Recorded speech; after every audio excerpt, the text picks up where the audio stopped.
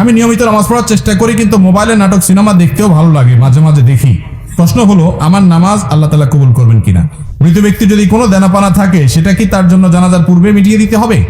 ফজরের নামাজ জামাতে আদায় করতে না পারলে ওই সময় বাড়িতে আদায় করা সম্পর্কে জানতে চাই। ফজরের নামাজ যদি আপনি জামাতে আদায় করতে না পারেন, তাহলে সেক্ষেত্রে বাড়িতে আপনার যারা আছেন, আত্মীয় স্বজন, আপনার বউ বাচ্চা, তাদেরকে নিয়ে বা যারা আছে তাদেরকে নিয়ে জামাতে আদায় করবেন, একা একা করবেন না। আর এটা মাঝে মধ্যে হতে পারে, নিয়মিত যদি এটা হয় তাহলে আপনি ভালো মুসলমান হতে পারলেন না।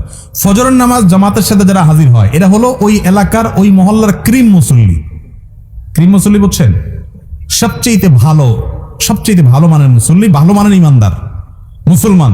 যে মুসলমান ফজরের নামাজে হাজির হয়, যে মুসলমান অন্য ওয়াক্তে হাজির হয়, ফজরে হাজির হয় না, বুঝতে হবে এই মুসলমানে কি আছে, ভেজাল আছে। এই জন্য এই ক্লাসের মুসলমান হইতে হলে ফজরের জামাতে হাজির হইতে হবে। হঠাৎ একদিন আপনার মিস হতে পারে। এখন রাত 12টা পর্যন্ত যদি মোবাইল আর ফেসবুক টিপাটিপি করেন, তাহলে ফজর নামাজ চাইলেও জামাতে পড়তে পারবেন না। এই জন্য আগে আগে ঘুমাইতে হবে। আগে ঘুমানো স্বাস্থ্যের জন্য উপযোগী, সুন্নাহ সম্মত। দেরি করবেন না। মোবাইল টিপাটিপি করেন, দিনের বেলায় করেন। শয়তান দেখবেন মোবাইল টিপার মধ্যে সবচেয়ে বেশি মজাটা দেয় রাতে, ঠিক না? বিশেষ করে বিছানায় শুইবেন আর মোবাইলটা একটু আধা ঘন্টা 1 ঘন্টা টিপবেন না, এটা তো হতেই পারে না, ঠিক না? ঠিক মোবাইলে মোনাজাত ধরে, মোনাজাত বুঝেন, এইভাবে 2 হাত দিয়ে ধরা মোনাজাতের মতোই তো। এরপরে টিপতে স্ক্রল করতেছেন, কোথায় যাচ্ছেন, কি খুঁজতেছেন নিজেও জানেন না, আঙ্গুল খাওয়ার অবস্থা ঘষতে, ঠিক না? এই যে রাতে বেশি মজা লাগে মোবাইল টিপতে, কারণ ইবলিসের টার্গেট হলো, তার প্ল্যান হলো, তার মিশন হলো আপনার ফজরটা ধ্বংস করা। সেজন্য রাত্রে যদি যত দেরি করে শোয়াইতে পারে সে আপনাকে, তত তার উপকার। আপনি ভোর রাতে উঠতে পারবেন না, কষ্ট হবে। এই জন্য রাতে তাড়াতাড়ি শুতে হবে। ফজর নামাজ কখনো মিস হয়ে গেলে বাসায় যারা আছে তাদেরকে নিয়ে জামাতের সাথে নামাজ পড়বেন, একা পড়বেন না। কারণ জামাতের সাথে নামাজ পড়লে একা নামাজ পড়তে 27 গুণ বেশি সওয়াব হয়। আপনি একটা জিনিস 1 টাকা দিয়ে যদি 27 টাকার সুবিধা পান, আপনি সেটা ছাড়বেন কোনোদিন? তাহলে জামাতে নামাজ ছাড়া একা কিভাবে নামাজ পড়া হতে পারে? এই চেষ্টা আমাদের থাকতে হবে। মৃত ব্যক্তি যদি কোনো দেনাপানা থাকে, সেটা কি তার জন্য জানাজার পূর্বে মিটিয়ে দিতে হবে? মৃত ব্যক্তির কোনো দেনা পাওনা থাকলে সেটা মিটাতে হবে, পাওনাদারের পাওনা পরিশোধ করতে হবে। জানাজার আগেই করতে হবে এমন বাধ্যবাধকতা নাই। অনেক সময় দেখা যায় পাওনাদার দূরে আছে বা এই মুহূর্তে মিটমাট করা সম্ভব নয়, তাহলে আপনি লাশ দাফন করার পরে করলেন হবে, কিন্তু আপনি যদি আগে করতে পারেন, সেই সুযোগ থাকে, অবশ্যই আগে করবেন। আর পরে করলেও আদায় হবে, কিন্তু এটা করতে হবে। অনেক সময় দেখা যায় একটা মানুষ মারা গেছেন, তার দেনা আছে, দোকানে বাকি আছে, এগুলো দেওয়ার খবর নাই, 40 খাওয়া নেই, টানাটানি, ঠিক না? ঠিক। যেটা ফরজ সেটার খবর নেই, যেটা শরীয়ত করতে বলেছে সেটা করে না, যেটা করতে বলে নাই সেটা নিয়ে টানাটানি। আপনার বাবা মারা গেছেন, উনি দেনাদার, পাওনাদারের কাছে ওনার পাওনা আছে, উনি ঝুলে আছেন, আল্লাহর কাছে পাকড়াও, কারণ পাওনাদারের পাওনা আছে, সেটা দেওয়ার খবর নাই। আপনি ওই মানুষ খাওয়ায় বেড়াচ্ছেন। মানুষ খাওয়ানো গুরুত্বপূর্ণ না, পাওনাদারের পাওনা পরিশোধ করা গুরুত্বপূর্ণ? তার রূহ ঝুলে থাকে যে ব্যক্তি পাওনাদারের পাওনা পরিশোধ করা ছাড়া মৃত্যুবরণ করে। শরীয়তের নির্দেশ হলো, কোনো মানুষ মারা যাওয়ার পরে তার সম্পদ থেকে সর্বপ্রথম কাজ হলো পাওনাদারের পাওনা দেওয়া। এরপরে তিনি ওসিয়ত করলে সেটা পূরণ করা, তারপরে বাকিটা তার ওয়ারিসদের মধ্যে বন্টন হবে। এখন আমাদের ওইগুলোর কোনো খোঁজ খবর নাই, যেটা শরীয়তে বলে না ওইটাকে সবচেয়ে গুরুত্ব দিয়ে করি। আল্লাহ আমাদেরকে বোঝার তৌফিক দান করুন। আমার বিদ্যালয়ে নামাজ পড়ার কোনো ব্যবস্থা নাই, নামাজের জন্য কোনো নির্দিষ্ট সময় দেওয়া হয় না, এবং এই স্কুল এই পড়ালেখার স্বনামধন্য প্রতিষ্ঠান, বেশিরভাগ ছাত্র মুসলিম। এক্ষেত্রে আমাদের করণীয় কি? কোন শিক্ষা প্রতিষ্ঠান বেশিরভাগ ছাত্ররা মুসলিম হলে তাদেরকে নামাজ পড়তে না দিলে এই শিক্ষা প্রতিষ্ঠানের লোকেরা তাদের সাংবিধানিক অধিকার নষ্ট করছে, আমি মনে করি।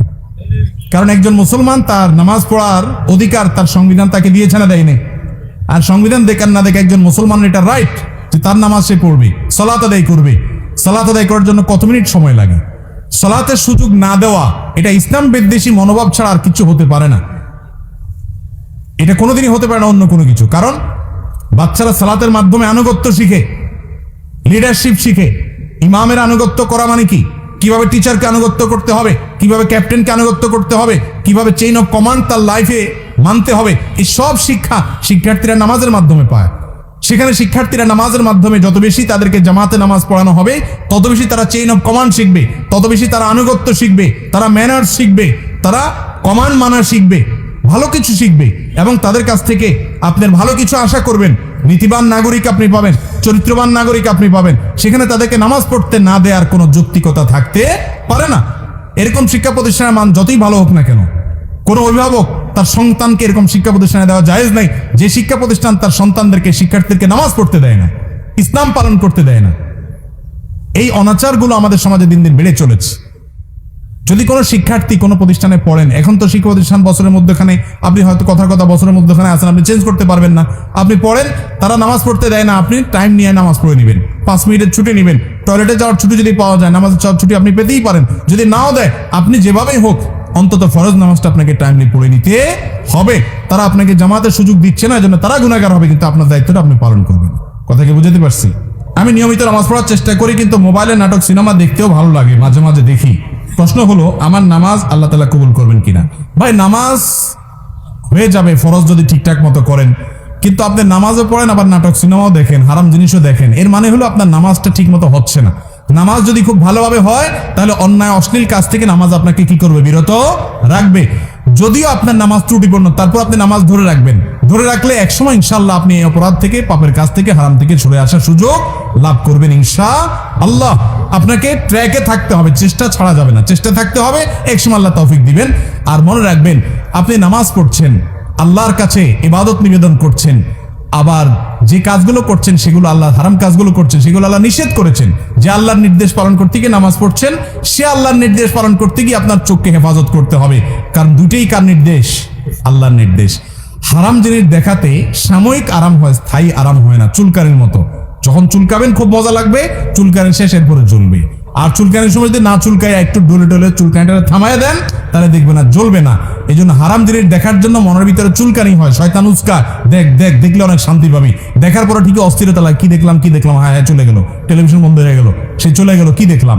আপনার মনের ভিতরে অস্থিরতা আরো বাড়ে, কখনো মনের প্রশান্তি আনে না, এগুলো মানুষকে অশান্তি করে। আজকে যুবকরা ডিপ্রেশনে ভুগছেন। কেন ডিপ্রেশনে ভুগছেন? ভোগের যত আইটেম আছে দুনিয়ার, সবই তো আপনার হাতের নাগালে। কেন ডিপ্রেশনে ভুগছেন? কেন আত্মহত্যার প্রবণতা বাড়ছে? কেন মানুষ ডিপ্রেশনের কারণে দিন দিন অস্থির হচ্ছে? কেন মানসিক রোগী তরতর করে বেড়ে চলেছে? মূল কারণ হলো শান্তির ট্র্যাক থেকে সরে গেছে। শান্তি ভোগের মধ্যে নাই, শান্তি নাটক সিনেমায় বুধ হওয়ার মধ্যে নাই, শান্তি মাদকের বোতল হাতে নেওয়ার মধ্যে নাই, শান্তি জেনার মধ্যে নাই, শান্তি চোখের জেনার মধ্যে নাই, শান্তি দুনিয়াতে ভোগ আনন্দের মধ্যে নাই। শান্তি হলো আল্লাহর আনুগত্যের মধ্যে থেকে যতটুকু বৈধ ভোগ আছে ততটুকু করার মধ্যে। যে ব্যক্তি বিবাহের মাধ্যমে তার যৌন চাহিদাকে পূরণ করে এবং হালাল পথ ছাড়া হারাম পথে যায় না, আল্লাহ তাআলা তাকে শান্তি দেন। যে অশান্তির পথে যায়, হারাম পথে যায়, অবৈধ পথে যায়, আল্লাহ তাআলা তাকে শান্তি দেয় না। এই জন্য একের পর এক দেখবেন চেঞ্জ করতে থাকে তার লাইফ পার্টনার, কিন্তু শান্তি কোথাও পায় না, ডিপ্রেশনে ভুগতে থাকে। আল্লাহর কসম, এই দুনিয়াতে ভোগে আল্লাহ শান্তি রাখেন নাই, ত্যাগে শান্তি রেখেছেন, আল্লাহর নির্দেশ মানার মধ্যে শান্তি রেখেছেন। আলা বিযিকরিল্লাহি তাতমাইন্নুল কুলুব। যুবকরা শান্তি পাচ্ছেন না, ডিপ্রেশনে ভুগছেন, আল্লাহর ছায়াতলে আসেন। আমি শপথ করে বলছি, আপনি কোরআন হাতে নেন, কোরআন বুঝেন, আল্লাহর সাথে কথা বলেন, নামাজে দাঁড়ান, দীর্ঘ সময় কথা বলেন, সেজদায় গিয়ে আল্লাহর সাথে কানাঘুষা করেন, ভোর রাতে উঠে দোয়া করেন। আমি শপথ করে বলছি, আপনি যে শান্তি পাচ্ছেন, পৃথিবীর কোনো মিলিয়নার, কোনো বিলিয়নার সে শান্তি পায় না, সে শান্তির ধারে কাছেও যেতে পারে না যদি আল্লাহর আনুগত্য তার মধ্যে না থাকে। চেষ্টা করবো না ইনশাআল্লাহ?